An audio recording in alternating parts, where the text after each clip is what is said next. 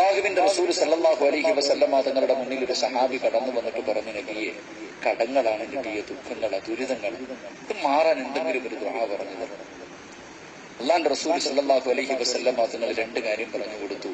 ഈ രണ്ട് കാര്യം നിങ്ങൾ ആരെങ്കിലും ചെയ്ത കടങ്ങൾ മാറും, ദുഃഖങ്ങൾ മാറും, നീ കടക്കാരനായി മരിക്കില്ലെന്ന് നബിയുനാ റസൂലുള്ളാഹി. നമ്മുടെ ജീവിതത്തിൽ കടക്കാരനായി മരിക്കുന്നത് ഇത് വല്ലാത്ത ദുഃഖമുള്ള കാര്യമാണ്. അള്ളാഹു ഈമാൻ നൽകി അനുഗ്രഹിക്കുമാറാകട്ടെ. രണ്ട് കാര്യം പറഞ്ഞുതരാൻ. ചെയ്യൂ.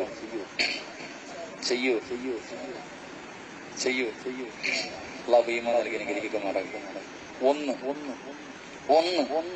എന്റെ പ്രിയമുള്ള സഹോദരങ്ങളെ, വീട്ടിൽ നിന്ന് വെളിയിലേക്ക് വന്നിട്ട് വീട്ടിലേക്ക് മടങ്ങി പോകുമ്പോ ആദ്യം നിന്റെ വീടിന്റെ വാതിൽ ആരെ കാണുന്നു അയാളോട് നീ സലാം പറയണമെന്ന് നബിയുനാ റസൂലുള്ളാഹി.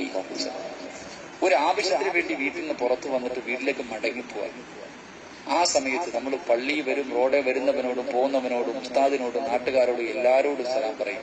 പക്ഷെ വീട്ടിൽ മടങ്ങി ചെല്ലുമ്പോൾ സ്വന്തം ഭാര്യയോട് സലാം പറഞ്ഞിട്ടുണ്ട്, വാപ്പയോട് സലാം പറഞ്ഞിട്ടുണ്ടോ? ചിലപ്പോൾ കതക് തുറക്കുന്നത് മകളായിരിക്കാം, മകനായിരിക്കാം. ഇന്ന് വരെ സലാം പറഞ്ഞിട്ടുണ്ടോ ഇല്ലയോ എന്ന് നിങ്ങൾ തീരുമാനിക്കാം. ഇന്ന് മുതൽ നീ പറയാൻ തീരുമാനിച്ച നിന്റെ ജീവിതത്തിൽ കടങ്ങളും ദുഃഖങ്ങളും മാറുമെന്ന് നബിയുനാ റസൂലുള്ളാഹി. ഇൻഷാ അല്ലാഹ് ചെയ്യൂ. ഇൻഷാ അല്ലാഹ്.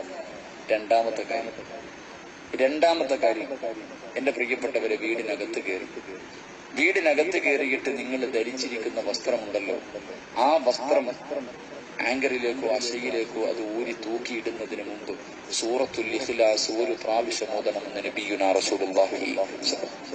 സൂറത്തുൽ ഇഖ്ലാസ്, ഖുൽ ഹുവല്ലാഹു അഹദ് അല്ലാഹു സമദ് എന്ന സൂറത്ത് ഒരു പ്രാവശ്യം നിത്യമായി ചെയ്ത നീ കടക്കാരനായി മരിക്കില്ല. നിന്റെ കടങ്ങൾ അല്ലാഹു വീടാനുള്ള വഴികൾ തുറന്നു തരുമെന്ന് നബിയുനാ റസൂലുള്ളാഹി.